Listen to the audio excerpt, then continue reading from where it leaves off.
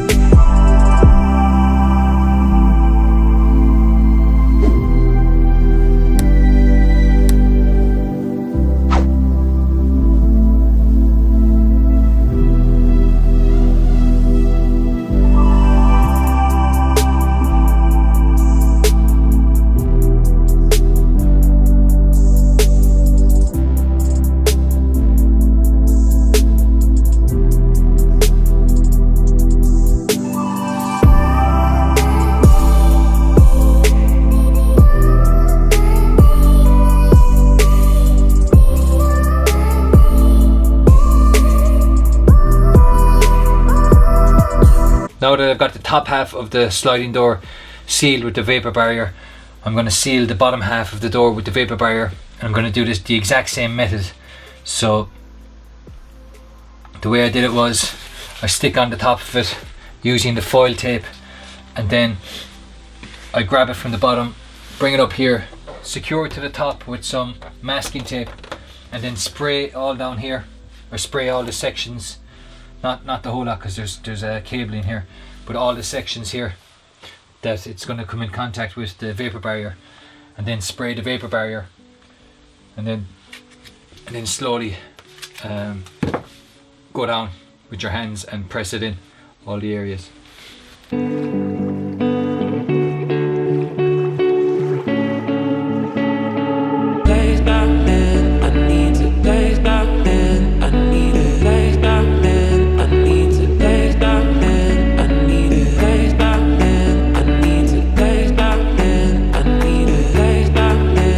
The door is now completely covered with the vapor barrier, so now the next step is to cut out the plywood so I can stick the plywood on the door. So what I plan to do is make a template for the plywood for the door, and that's because it's got a lot of like curves, and also it's got the handle here, and it's got this thing here. And what I'm going to do is I'm going to make a template for all those bits that I have to cut out of the plywood, and then what I'm going to do is put the plywood up against it, and I might actually, I don't know yet, but I might actually cut it in half. This beam that runs across the center of the door, it might be easier just to cut it in half and then secure the bottom plywood section first, and then rest the top plywood section on top of it, and then secure the top section. So I haven't made my mind up yet, but what I'll do is I will first measure it up, make a template. Let's get a measuring tape.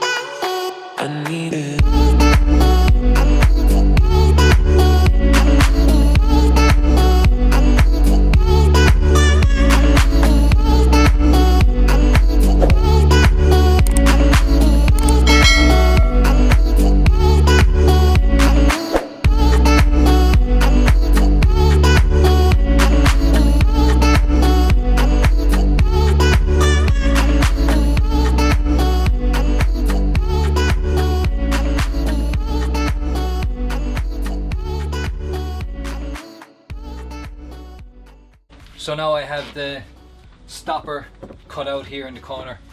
I'll show you. And it's fitting very nicely, nice and snug, all the ways up along there. So I'm hoping that then when the sliding door does actually close, that it'll just come up here nice and snug against this rubber seal. And down here you can see I've just cut it out, and that slots in really nice there. It's a nice tight fit. So now what I'm going to do is put a pencil mark on this end, and that will be where I'm going to lay my template. So I'm going to do a cardboard template for this end, and if I put a pencil mark here,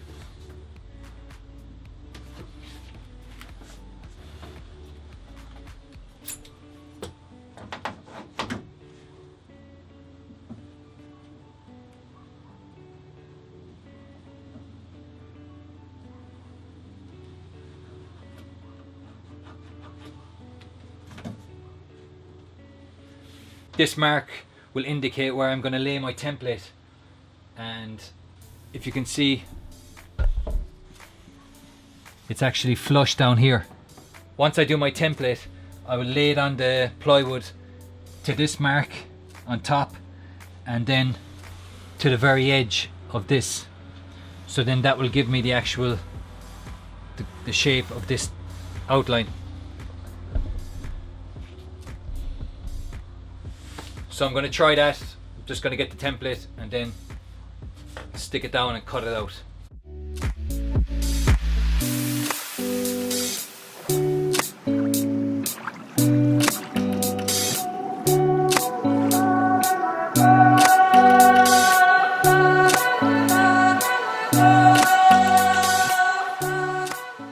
Now I'm just going to transfer this template onto the plywood, and hopefully it'll all fit nice and snug, and then we can screw it in with the self-tapping screws.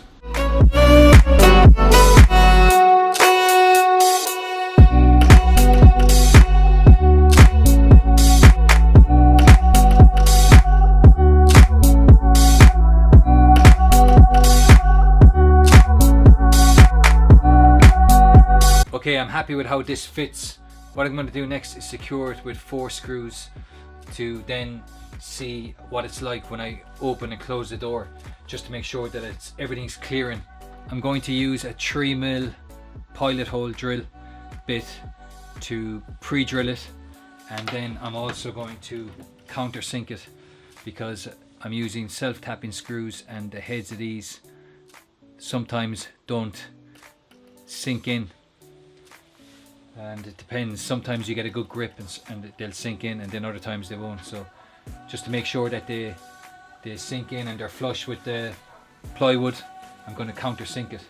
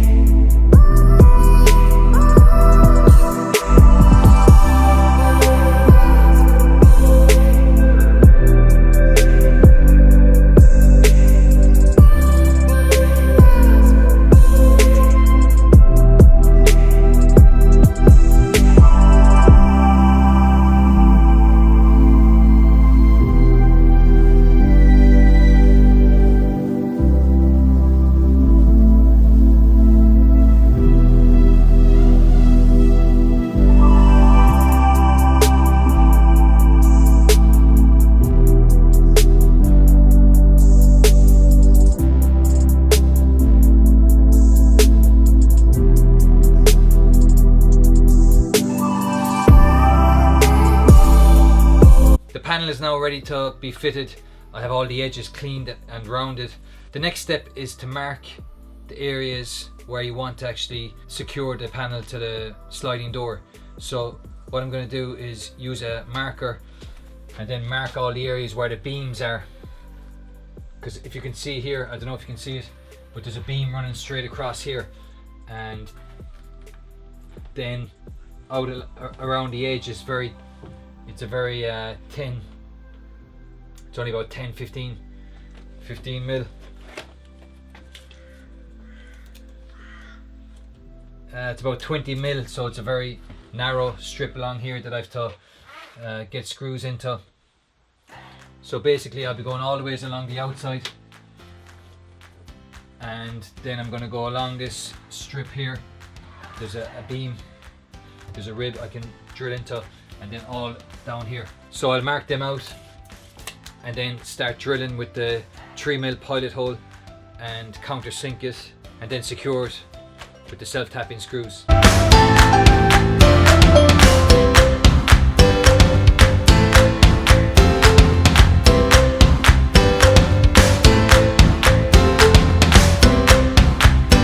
Okay, so I have it all marked out and ready to go, and as you can see, scribble it down 55 mil from rubber seal. So once I have the plywood placed against the sliding door, I'm going to get my measuring tape, and then from edge of the rubber seal come in 55 mil, drill my pilot hole, then do my countersink, and then secure it in. So I have the markings placed all along the edge, so I know exactly where I'm coming in. Like for example here, that's only 20 mil that I have to play with. So if I measure that, coming in from the lip of the is 42 mil. That'll get me into the center of this beam coming down along the edge. And the same down here, this one's 43, this one's 42.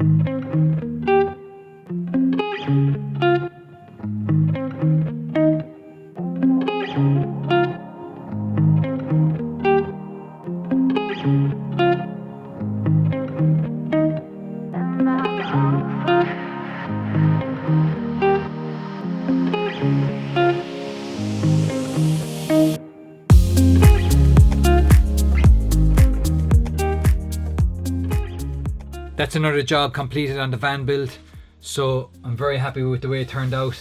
It's all ready now to be painted over. I just have to fill in those holes and they're counter sunk in. When I have all those holes filled in, I will then give it all a light sand and then paint over it.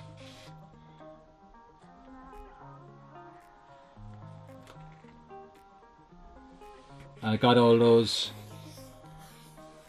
edges with a template. I cut it all out to the exact measurements, lengthways and height. And then what I did was, for each section I got a piece of cardboard cut out, and I cut out the template for this side. And down here what I did was I just measured up and then in from the bulkhead, and I actually measured the size of this thing and then cut a square, so then that's slotted in there and it's going down on the inside there, and that was all right. That's just a straight edge. Then for here I just took the measurement from the bulkhead to here and then up at an angle, so that will allow me to get my hand in here and then to open the door.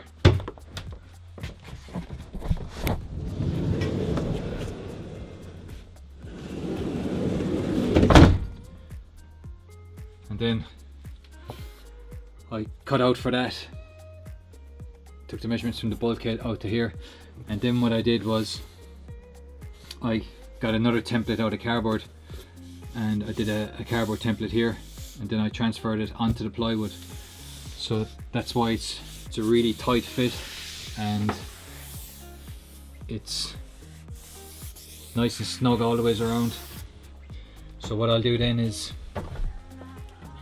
before I paint it, I'll go along and give this line a bead of filler or whatever, and then sand it down, smooth it out, and then paint over the whole lot of it. So I'm very happy with how that turned out.